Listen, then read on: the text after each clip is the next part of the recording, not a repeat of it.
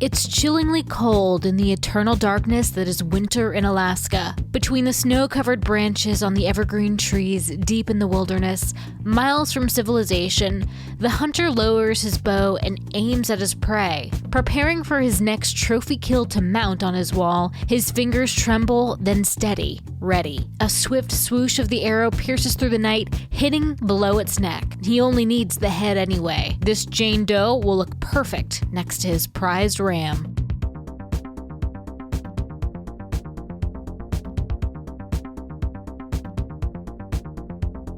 We missed you guys. We never take a vacation. Yeah. This was our first, I think, like true vacation we've ever taken from recording. Yep. And I decided, so I'm the one that took 2 weeks off. But from now on, I'm taking every December off, which means we have to record enough episodes. We got to record 8 within the year. Extra. To take the whole month off. So, yeah. I kind of like, I mean, not that I like having the time off, but it was weird because there were, during those 2.5 weeks, I was like, wow, I should be having more things to do, such as record 2 nights a week. You know what I mean? Yeah. But it was, I don't know, in a strange way, I guess it was kind of nice. It was nice. I mean, we all still saw each other. Yeah. Everyone, don't worry. Yeah, that's true. You know, so we just didn't record. Sorry. So a couple big news announcements. This is my promo time, so 30 seconds. For guys and gals that want to learn how to podcast, I finally, with the help of Nicole, finished the Pro Podcaster course. So go to propodcaster.com and click on the link that says Pro Podcasting Course. The course is $97, but for you murder fans out there, anyone listening to this, put in the promo code MURDER. That's all lowercase, MURDER, murder, and it's only $50 for you. So anyone that wants to learn how to podcast, we have about 23 or something videos up there, and it shows us creating an episode, Nicole and I, not a murder episode, but a how to podcast episode. And then it shows me editing it and mastering it. Excuse me. It shows me editing it and mastering it and you teaching me how to do it. So propodcaster.com for you guys. And that is my promo, my self-promotion. Yeah. So it wasn't exactly a 2-week vacation. Let me just say. Yeah. Also, we are bringing the Supremos back.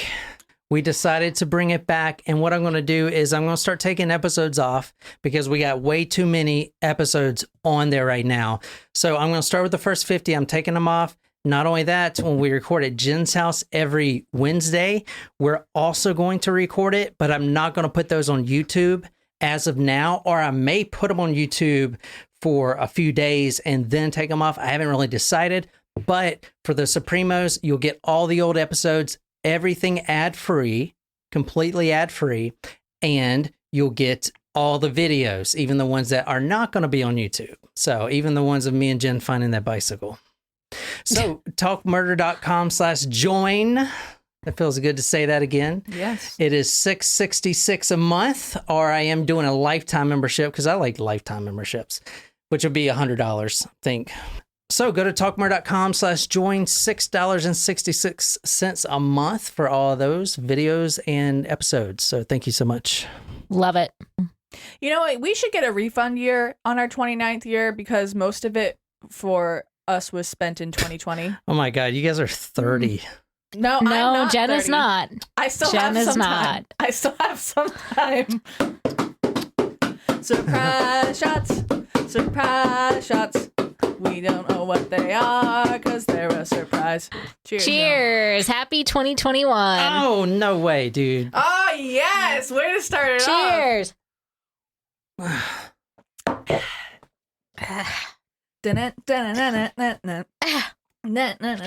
We needed something that was diet friendly, which was Tequila. How was that diet friendly? Low glycemic. For our Talk Murder fans out there, welcome to 2021. And this year's going to be great. I got a bunch of awesome stories lined up. You started planning out your whole year. Wow. Yes, I planned out the whole year. In your agenda? Another story comes up, but I have only the best. So everyone out there, we've taken a little break, but we are back. This is Talk Murder to Me. Go to youtube.com. We are on video right now, and one of my big goals for this year is to stream the videos for the Supremos, but Live? we're still working out the kinks. I think I'm going to need a better computer, but No. Better than the Blade? I'm pretty sure you can't get a better computer. oh, I can get a better computer. No. Joe Rogan has a better computer. Okay. I'll tell you what. Yeah, when we get to Joe Rogan status, you can get a new computer. Absolutely. Okay, so So help us get there this year so John can That's stop right. complaining. That's right. yeah, but for all you guys that are brand new, this is your first episode, go to talkmurder.com. Right on the front page, Join. you'll see this story. I am putting all the photos. I've got a bunch that you're not going to find anywhere else. And also, if you want to follow along with us on video, we are on video. My pretty face is on video.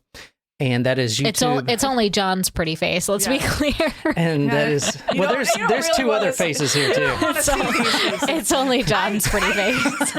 There's three faces in total, but But let's just face it, ladies. There's only one you want to see. Yeah. It's Yeah. fine. Oh, and yeah, there we go. Okay. all right. So YouTube.com It's a and good thing you're married. It's a good thing type that's in, tattooed on your finger. type in Talk Murder. Well, this is a temp tattoo. Talk Murder, and you can see us and follow along with us. You So should have branded him. That's what you should have done. Maybe on our first anniversary, I'll do that. tonight we are going to they hold the record #1 in the United States. The best state, #1 ranked for sexual assault. South Carolina? New York. Florida. I'm going Florida. We're going to Alaska. Ah. Wow. A 2013 Is survey. it per capita? Is that why? I don't know. You know, there's a majority of, I want to say, females in Alaska. There's more female, and it's really skewed, I believe, or maybe males. I'm not sure. It's one or the other, but it's like 70 to 30. There's some statistic out That's like there. my college campus. Like, there were so many more females. Well, than actually, males. it'd be like Same. 70 to 29. It's also like Charleston. 1%. Anyway, tonight we are covering the Butcher Baker. I've heard the name before, and that is also because I think Alaska is the highest serial killings per capita as well. Oh, I don't know about that. This guy was killing in the early 80s and in Alaska in the early 80s, and now probably not as much, but there was a big oil boom, and that's where we get a lot of oil anyway, all the pipelines. But during the 80s, all the transient workers would come up, all these dudes would come up and get all oily. But then they would send the money back home, right? So what else attracts that? Like, that makes a market for something, because they still got to get... Prostitution. There you go. They still got to Yeah, have some yeah. fun. So Oh, all there the was that- prostitutes would come up from all over the country, Nevada, like mostly on the West Coast, but they would come up to Alaska, make some money, and then come back down, which was really hard to track because there was a lot of prostitutes that went missing, which happens a lot because, you know, they get tired of their pimp or whatever, so they move cities. But in this story, in the early 80s in Alaska, they moved in, you know, back and forth in droves. So it was really hard to tell how many were killed. So anyway, go ahead. It's like that town in North Dakota where they started fracking. I forget the name of it. It was like the most, like people started moving there in droves, and housing prices were ridiculous because there was not nearly enough housing, and prostitution was incredibly lucrative. Guys, we are going to Sunday, June 13th, 1983, and we're on Google Earth right now. Down. 5th and Denali, this is where the prostitutes at the time would hang out, 5th and Denali. And this story takes place, we're starting Sunday, June 13th, 1983. So if you're seeing here on the video for YouTubers, This is the exact spot we're going. You see that sign that says Denali up there? Mm-hmm. See, I like that because the buildings are not right on top of another. There's a lot of land. Yeah, but it sucks, man. Look, there's like nobody there. I was like, who the hell lives in Alaska? Not many people. Marine biologists, Eskimos. They live in the North Pole. All right, so we're talking about a hooker tonight, Cindy Paulson.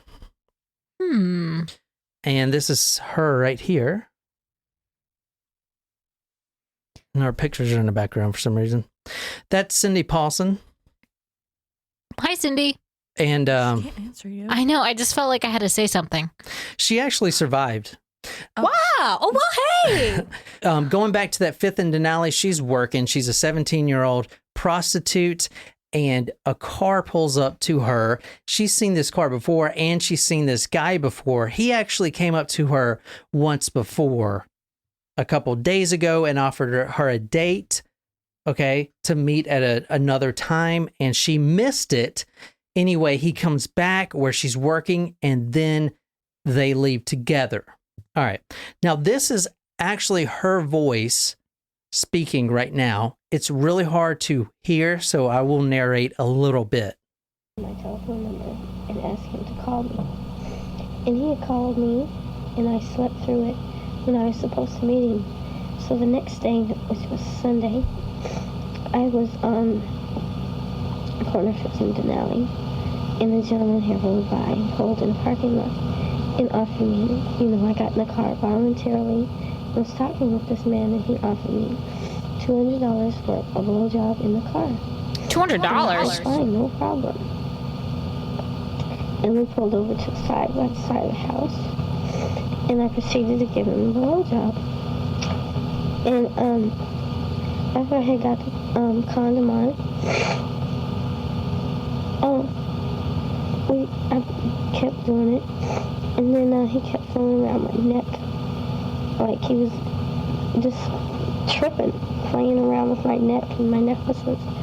And he had cuffed one of my hands, and I was trying to get loose, and he pulled out a gun. And he got my other hand cuffed. I don't know how he did, just from fighting him, because I fought, but not a lot, because I knew I needed to do something. And he took me to his house on Old Barber Road in Muldoon. All right, y'all could understand that? Yeah. So describe what she said. So a man approaches her, offers her $200 to give him a blowjob, and he... Which is a lot, right? That is a lot of money. Yeah. Who said that? Me. First, you? It is a lot. So, and I feel like in most cases movies, they're like, it's like $20 a like, well, it depends. Prices go up and down. Inflation. Inflation. oh, man. No, so we do a lot of these stories, and most of the time, I notice the price of a blowjob equals about one hit of whatever drug is most sold on that street corner. So it's usually like $37 or something, like some weird number. Wow, 37 is very specific. Yeah, how do you know this, John? Well, I mean, I just research. But yeah, that's a lot of money. Oh, yeah. So this is the car that he pulled up in, which is a beautiful looking car. Sure. Was it like a Cadillac or something? Looks like a Buick. Also, you probably noticed down there, it says episode 200 something. I would love for someone to go on iTunes or wherever and count all those motherfuckers for us, because I don't want to. I think we're at like 217 or something. I'm going to have to count them eventually. When did you stop numbering them on iTunes? Well, see, I don't like labels, Jen. You? All right, so this is the car that he pulled up in, and as you heard from Cindy Paulson, she was offered $200, which is very unique, and that's one of the Robert Hansen's MOs, is the high price for a blowjob he offers, because she's not the only one that he's offered that much amount too. Which I'm sure is, so basically that's not the usual going price for a blowjob. No, it's a lot cheaper. No, it's a lot more. No, $200 for a blowjob? He's offering them more than the average. More. Yes, Right. that's what I'm saying. You guys are both on the same page. You're just speaking opposite terms. Yeah. Cheap price. He's offering an expensive price. And for a he would blowjob, tell which is memorable. He would tell the girls that he was a doctor, a lawyer, stuff like that. But as soon as, it comes time to pay, he would just pull out that gun. You know what I'm saying? And if you want to read this is from the book Butcher Baker. If you cooperate, I won't hurt you, he said, tightening the chain around her neck. And then he was standing nose to nose with her, stealing her breath, violating her sight. His face was a lunar landscape of acne scars and what looked to her like facial warts. He was ugly, she decided, with horn-rimmed glasses and slick hair that gave him the look of a gawky adolescent who'd grown old, but not up. Ew. Ugh. That's pretty. It's quite descriptive. So she's in the car and she gets the gun pulled on her. And then he says that. Pretty standard stuff. So now where does he take her? A second location. There you go. 7223 Old Harbor Road. Or Old Harbor Avenue, excuse me. Looks like there's some trees back there. This is his house. He's taking her to his and his wife and his kids' home. Oh, lovely. His family home. So he looks like that and he's married? Yeah. Hey, love don't judge. So if you look at this home... Well, he's also a serial killer, so, Well, there's someone for everyone out there. So hopefully. So look at this. This is obviously, I just did this Google Earth. So whenever they took this picture, but this is his house in the 80s. So you see, okay, it's been renovated quite a bit. Yeah, but it's still the same house. Right. So he handcuffs Cindy Paulson to a chair. Now they actually go down into the basement. And at first she was... While she's still on the chair? What? He handcuffs her in the basement or handcuffs her... No, they walk in the home and they go down to the basement. And at first she's not okay with it, but she's been in some sketchy situations before. She knows most likely he's bluffing or whatever. And she just needs to give him what he wants and then have her take her back. She has a pimp too. This is she's working with a pimp. The pimp knows exactly what car she's got in and everything. She's still terrified, but she thinks she can control the situation. They go down to the basement and he ties her neck to the coffee table and ties her hands to a chair. And this is actually a quote by her, if you want to read this.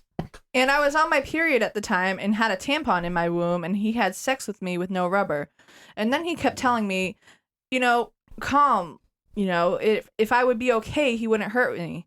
And then after that, I had went to use the bathroom, and he was following me with a rope around my neck, and I was handcuffed the whole time. Jeez. On the floor was the bearskin rug where he had raped her. In the corner were piles and piles of wolf hides. Huge caribou and goat heads graced the paneled walls. Stuffed ducks and other game birds appeared to fly from their mountings. A stuffed fish rested on a coffee table. She got the message.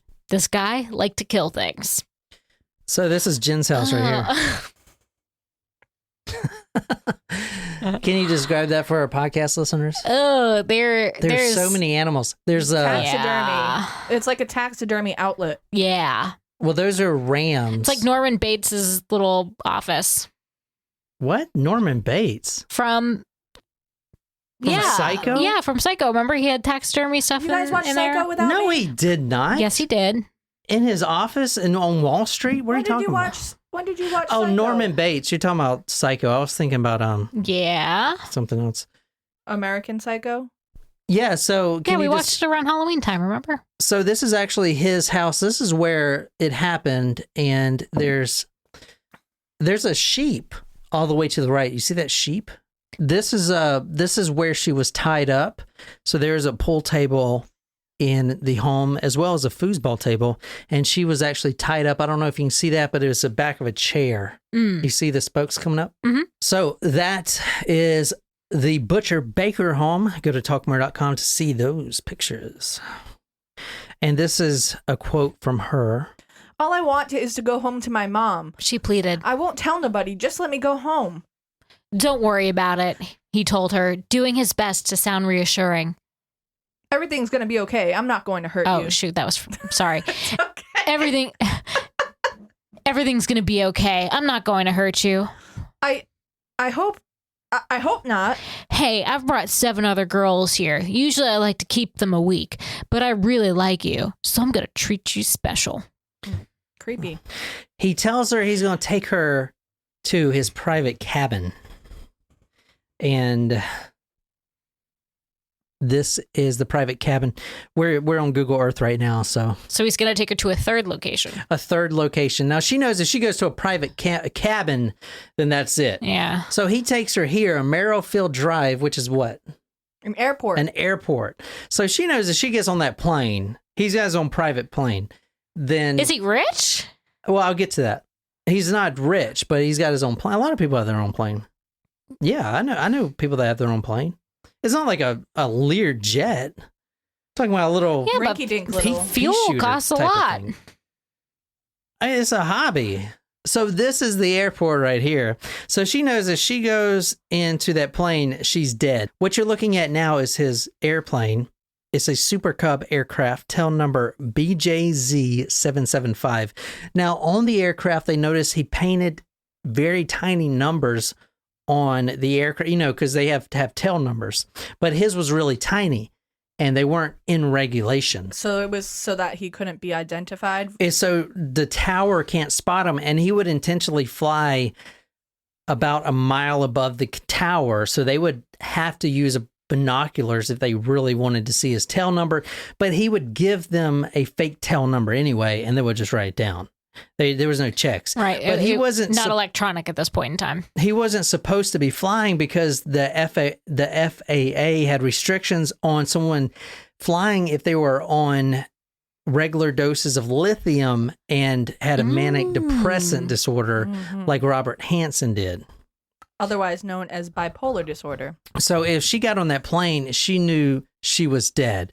They get out of the car and they're heading towards the plane. Now, there's nobody at the airport. It's freaking Alaska. So she sees her brake and she takes it.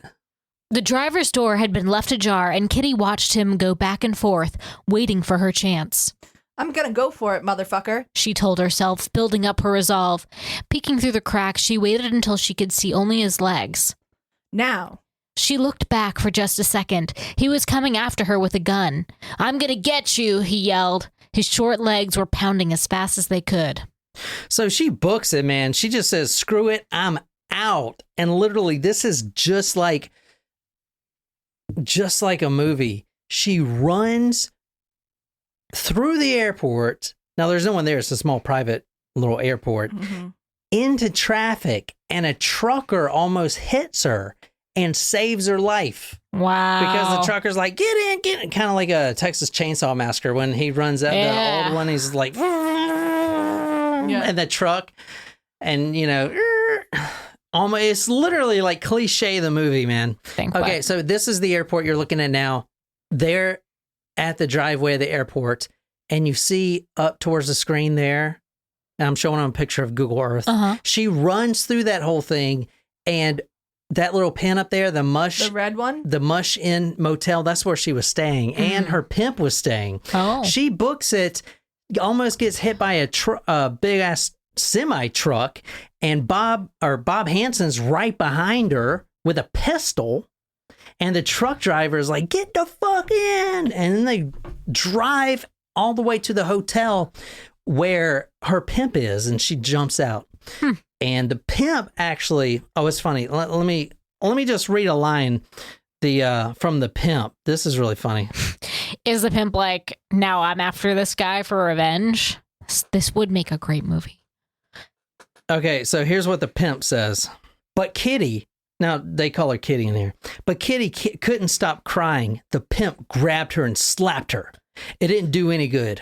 Finally, in frustration, he raced down the hall to his brother's room. When he came back, he was waving his gun. "I'm gonna kill this motherfucker," he said. He left Kitty in handcuffs while he went to the airport. That's a good pimp right there. That is a good You pimp. always have to have a good pimp, yeah. Where did the word pimp come from? I don't know. Is it short for something?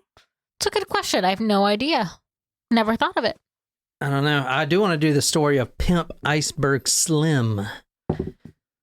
Anyway, this is Robert Hansen. Can you describe the Butcher Baker for us? Almost like he has like an older, like a 50s style haircut with like 50s style glasses. You can see his acne scars even in this photo. It's black and white. It's interesting. I would not have guessed. On the right side of his face, look under his glasses. You can see his scars. Yeah, by looking at this picture, though, I would have not have guessed that this takes place in the 80s whatsoever. Yeah. You can tell that description of him. This isn't from the 80s. Well, This dude was born in 1939. I was gonna say because like he does look like an adolescent. They say described him as an adolescent who looked like he grew old but not up. And like that. I mean, if this is a older picture of him, that's a good description because he does look like young there. Robert Hansen, born February 15th, 1939, nicknamed the Butcher Baker. Characteristics: rape and a human hunter. Is he holding something with horns? Yeah, he's holding a ram's head. His kills, 21 plus. Whoa. 1973 to 1983. Location, the Alaska Wild. He has his own plane. Yeah, that's quite And he's convenient. a human hunter. You guys understand what this means? Like the most dangerous He takes game? them out there in the wilderness and lets them go and hunts them. Like the most dangerous game. He was arrested October 27th, 1983. This is the Butcher Baker. His MO. I'm gonna get a little into his MO right now. He kills prostitutes in Alaska in the early 1980s.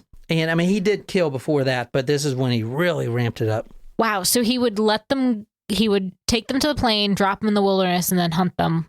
Yeah. So if they were to make a movie, who would play that guy? Who kind of looks like him? I can't place it. There is an actor, but there's Mick Lovin. What? McLovin? McLovin's not a real actor. The guy who plays McLovin. With a longer 50 style hair, maybe. I could see it. I could see it. There's two really famous actors that made a movie about this. Oh, really? One is actually the best actor in the world. Tom Cruise? Not Tom Cruise. Okay, good. I was Christian gonna say. Bale? No, not Christian Bale. I'm going by your man crushes here. Yeah. This is the trailer for Frozen. Yeah. Oh, God. What just happened? There's been another murder. Nicolas Cage. Found her last night. This one of your missing persons? That could be. She's late teens, maybe early 20s. She's not missing anymore. What do you make of this? Ever try to saw a bone with a flat blade? Say someone tried to remove her head. Any connection to the Jane Doe? When are you going to admit there's somebody taking these girls? It's not a first time. He's done it before. He'll do it again. God, he is the worst actor on the planet. 8 girls in the last 2 years. There's not one lead except her. Those are real photos. She got away. Oh, cool. This looks like a good movie. Yeah. Yeah, 6.4 out of 10. Start at the beginning. He brought me to his place. Is that Vanessa Hudgens? Look who plays Robert Hansen. It was more of a dungeon. Why isn't this guy on our list? Hey, Bobby. Hey, John Cusack. Hansen's an upstanding citizen. I have testimony from the I love John Cusack. Polygraph's a dead end. She's not your problem. She's not our kid. Well, she's someone's. We're looking for a white male, early 40s, history of sexual assault, and avid hunter. That's Hansen. I need physical evidence. We're reopening the case. This guy did it, and they let him get away with it. Oh, my God. He's gonna dump it all. Did you panic when you killed him? You have their blood all over your hands. I didn't do that. Oh, yeah. I can see it now. Yeah. This looks great. We should watch it after this. You don't have any idea. I love John Cusack, man. I promise, nothing's going to happen. Nicolas Cage is hit or miss. Have you seen her? Have you seen this girl?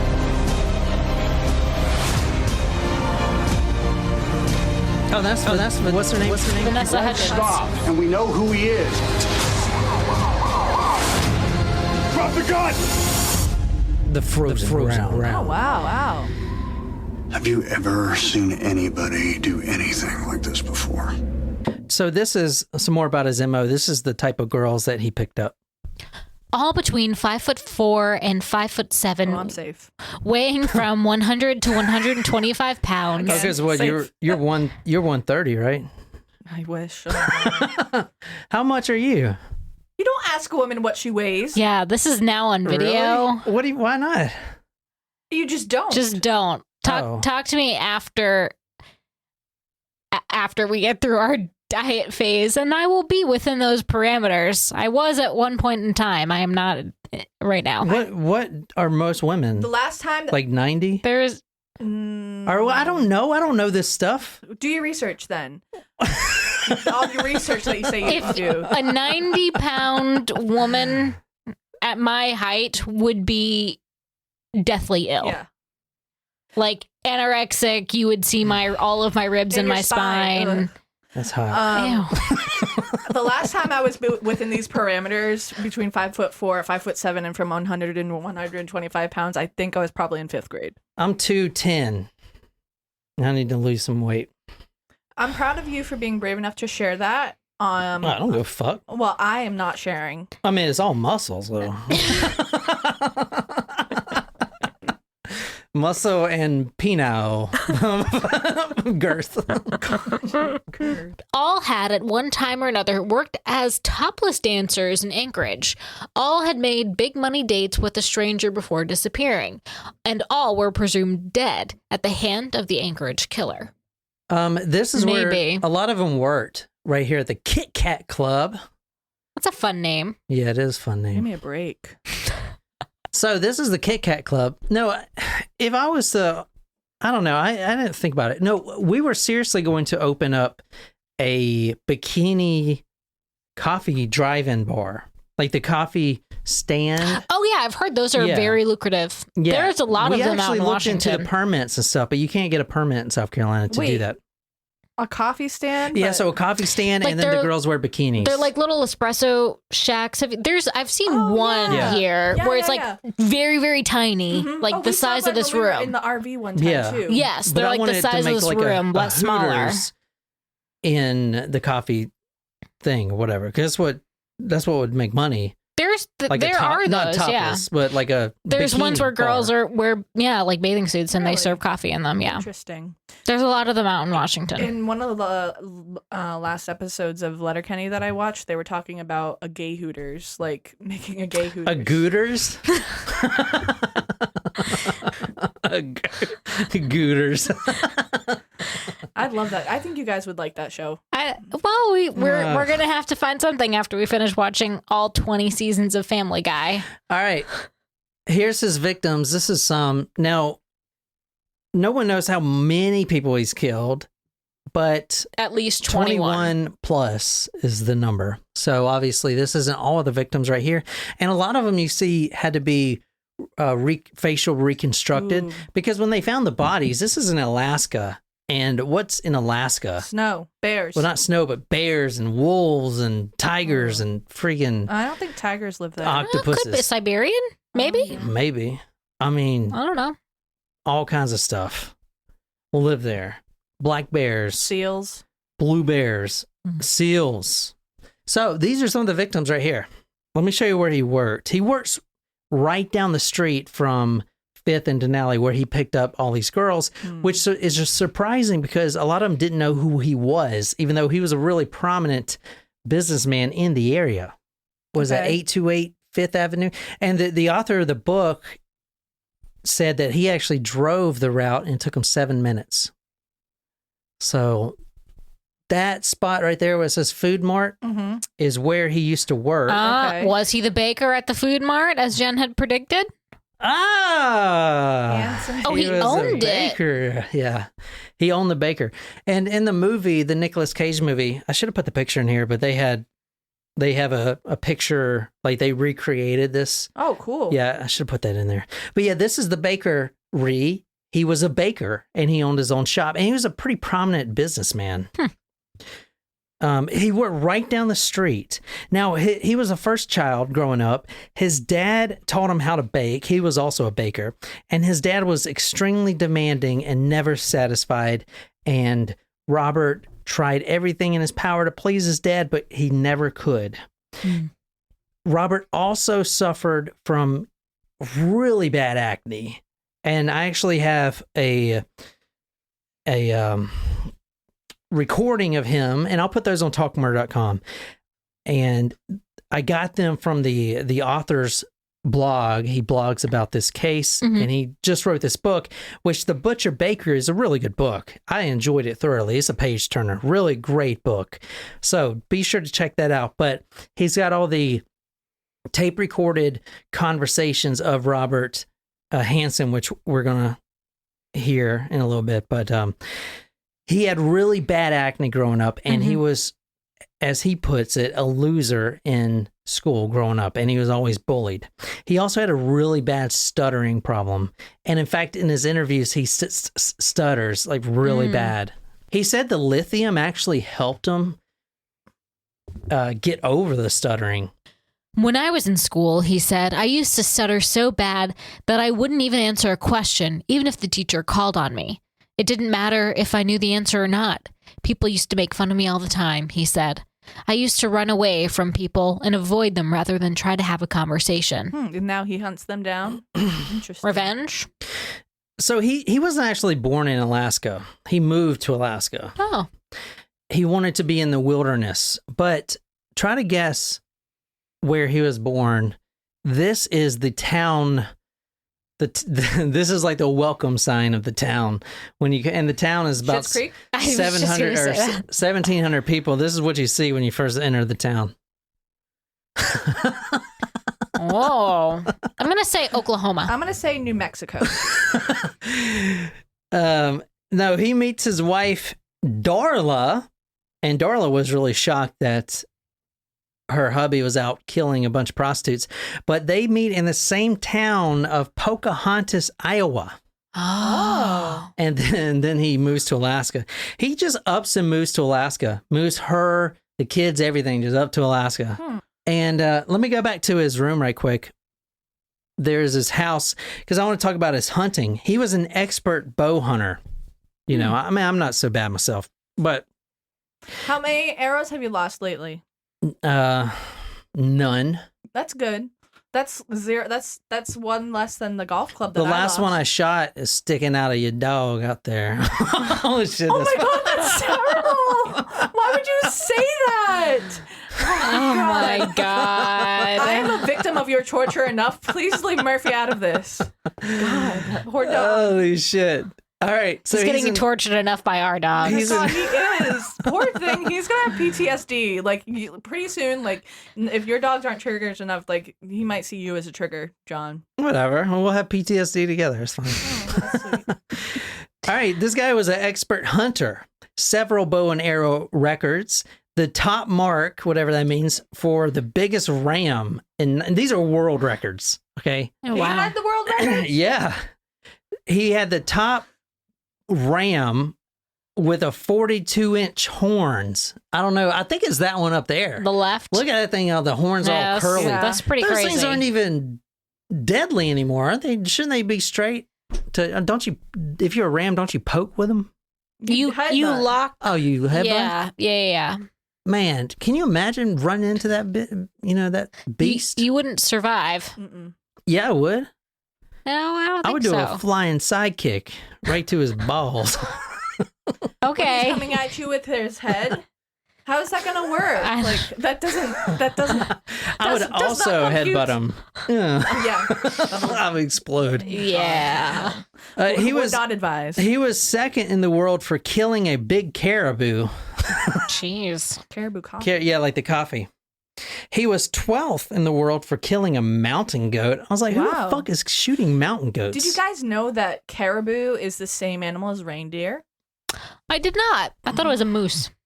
He also got 12th in the world for the mountain goat, 13th for a Dall sheep, D-A-L-L sheep.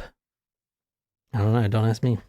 And 34th, this guy sucks, for black bear. Who the fuck is shooting black bear? People that like, live for adventure. Oh my God. He's an adrenaline junkie. I think bears are cute. They're also destructive. You know what's really interesting about this case is, if you guys heard of this guy. I just pictured Jen if she ever sees bear. Would you like some honey? Oh my God. Oh, I love fucking honey. I need to get some more honey. All right, so you know what's really interesting about this case is Roy Hazelwood, the FBI profiler from Quantico. You guys know him? Sure. Like, we talked about him a lot, actually, some of the cases, because he was one of the ones that helped come up with the FBI behavioral analysis.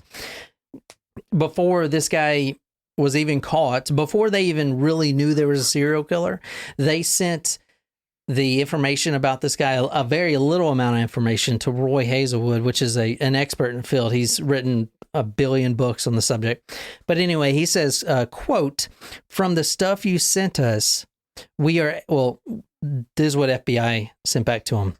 Quote, "We were able to confirm Agent Hazelwood's analysis. The man you want probably stutters," which is, how the freak does he know that?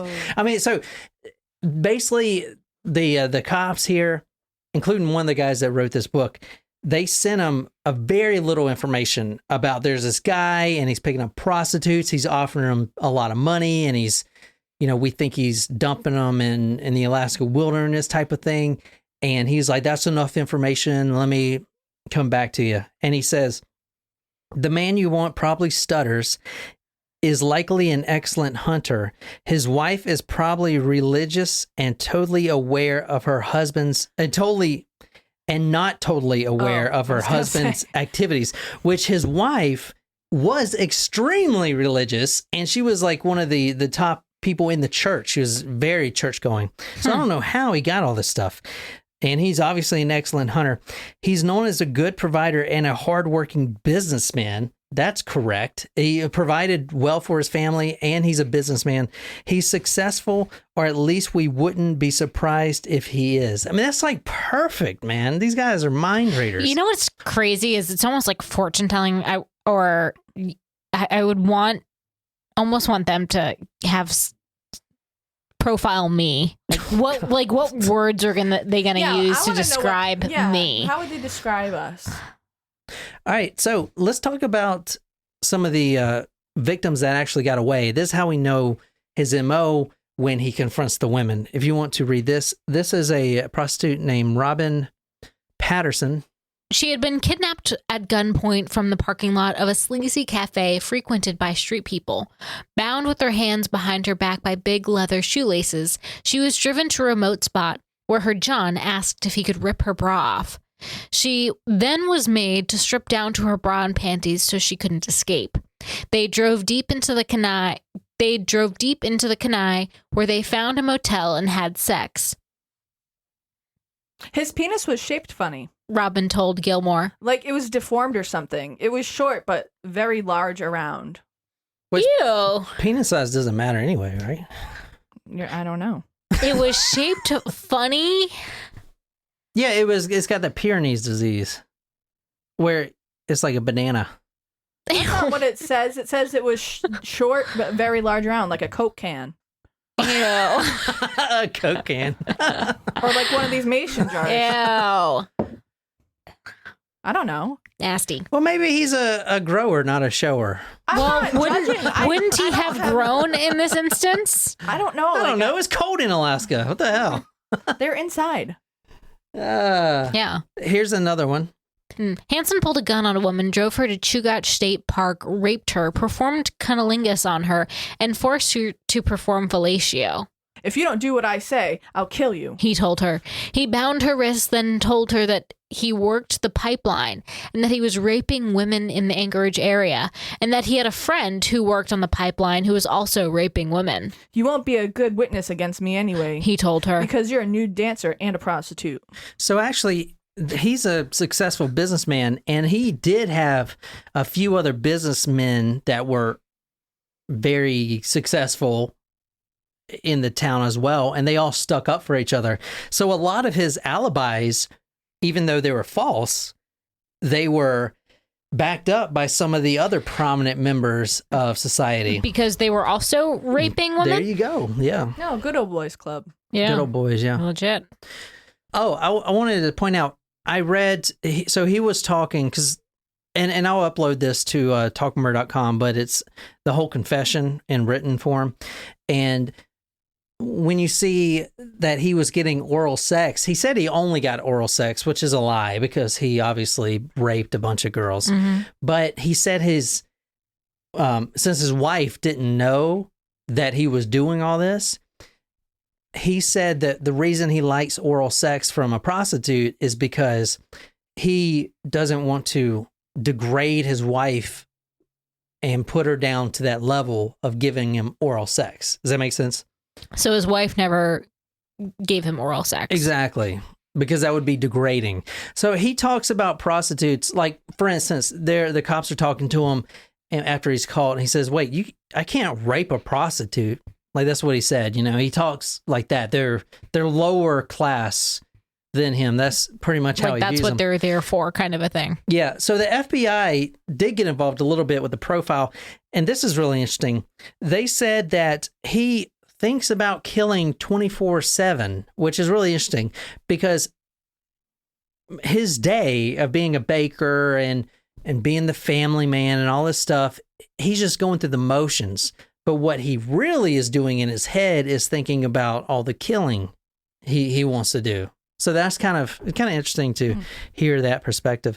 But so they actually found this guy because they were going to have a hard time proving it was him, because these women were found in the river, the Alaska wilderness, like in the riverbeds and stuff, and there was no evidence. They've been eaten and stuff like this. There was literally no evidence, so they couldn't get a search warrant to just go and search this guy's house based on what a prostitute came and told them. Mm-hmm. So they actually got him for insurance fraud. So what had happened was, you saw the trophies on the wall, all his prize trophies, the ones that he won all these world records for, those were documented. So people know, okay, that's the world winning trophy. He tells the insurance company that one day when he was out fishing or fishing trip or something, someone broke in and stole all his stuff. So basically he just removed it all from the wall and put it in storage. They paid him $13,000 and then he put it back, you know, after he got his money, and he bought a new plane. So they actually got this guy the search warrant initially from the prostitute's confession that there was all these trophies on the wall, and they got him for insurance fraud, which is kind of interesting. I think they got Capone for something like that too. Yeah. Then they get him for like tax evasion or something. I think so. But anyway, because there was like no evidence. I mean, there's no evidence, but they have to get into his home because the FBI said he probably keeps mementos and stuff like that. So they searched his home thoroughly and they didn't find anything. But as soon as they went into the attic, these guys were actually pulling up all that pink insulation one by one, getting all like scratchy and itchy. And they actually found this in the attic. Oh, guns. This is the murder weapon. Murder weapons. So he had a huge cache of guns, probably like 100 different guns, but none of them used to kill. These ones right here were all used to kill, the murder weapons, high-powered rifles. That's his MO.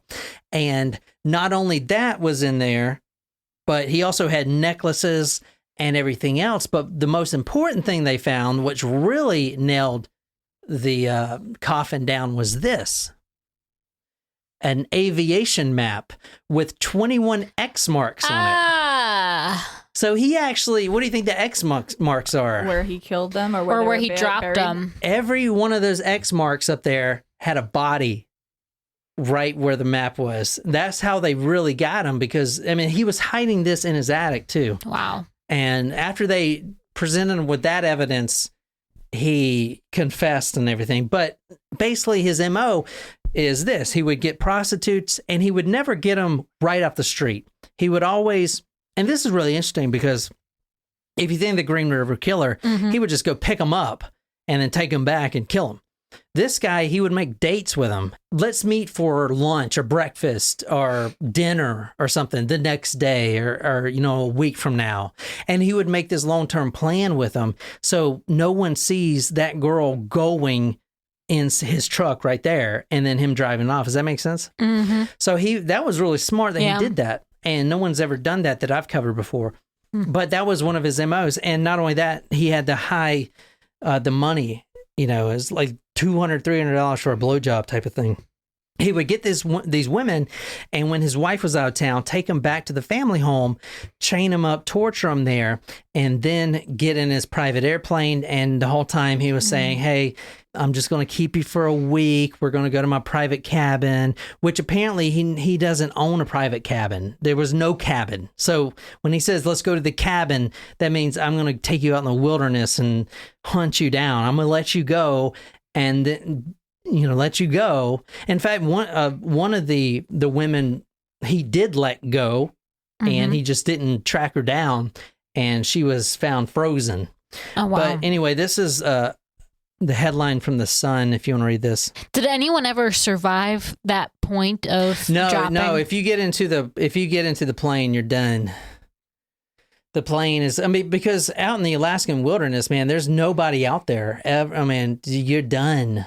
You know what I'm saying? And he doesn't even have a cabin. He did stop at a bunch of other cabins, though, and he would rob the cabins. And they knew because his plane had a unique set of skis on it that were, you know, the skis that let him land. And they were really unique for his plane. So they knew the homeowner would come back to the cabin, notice a lot of his stuff was stolen, and then see those ski marks, you know, when he left. So he would take them out there, but yeah, they would. It was really like a seaplane, maybe. Yeah, but they would. If you got in that plane, you're done. Yeah. So luckily, the 17-year-old Cindy Paulson, she didn't get in that plane. You know. Wow. If you want to read this is from the Sun. The Butcher Baker harrowing slaughter spree of psycho who stalked 17 women like animals before raping and murdering them. So I don't know why they say 17, because there's 21 on the map, and I heard one account that was at least 24. So I don't know why it's 17. But here's where he would take them after they got on the plane. This is the Knik River, the Knik River. So that's kind of where his homes were, or where he would load everything up and then go down to the Knik River. And it's just a big area where he just let them go and hunted them, literally just like that. And what do you think happened to this guy? Hopefully he got life in prison. Yeah, he got a huge term. It was like 499 years, but this is from 2014, if you want to read this. Alaska serial killer Robert Hansen dies at 75. So he died in prison at 75. Wow. Good. Yep. 2014. And that is the Butcher Baker story. Did you guys like that? Yeah. Did he end up confessing too after he was And caught? I'll put the whole confession stuff on talkmurder.com. I'll put a link to it. It's actually on the author of the book site. So I want to credit him. It's a really good book, and he did a really good job with it. So I definitely, if you really want to read a good crime book, that is definitely the one to do. And I'll put a link to that and some of the interviews and stuff like that on talkmurder.com. So go there and see them pictures. And that is the story of the Butcher Baker. I'm John, and this is Talk Murder Me. If you want to learn how to podcast, go to propodcaster.com and give me money. And that's about it. Put in the word murder and get 50% off. Well, 2021 certainly off with a bang, as you said. Yeah, I had some really great I have some really interesting cases coming up. Some really interesting cases. that I can't wait to do. So be sure to subscribe if you haven't, and we'll see you next time. One other question about this case. What? Sorry. Are we done? No, did he get his inspiration from the short story The Most Dangerous Game? Like, was he inspired by that at all? What do you mean, Most Dangerous Game? You know, heard it's a short story. It's about hunting people. Yeah, but that was like in the 90s, wasn't it? No, it's an older short story. Oh, I don't know. I was just curious if he like was inspired by it or something. No, man, there's nothing to do in Alaska. Shit, I've been there. It's like nothing to do. Hunt. It's the #1 place for sexual assault. You want to check murder. it out. Thank you guys for watching. I'm John, and this Talk Murder Me. So see you later. Bye. Good night, you lovely, lovely people.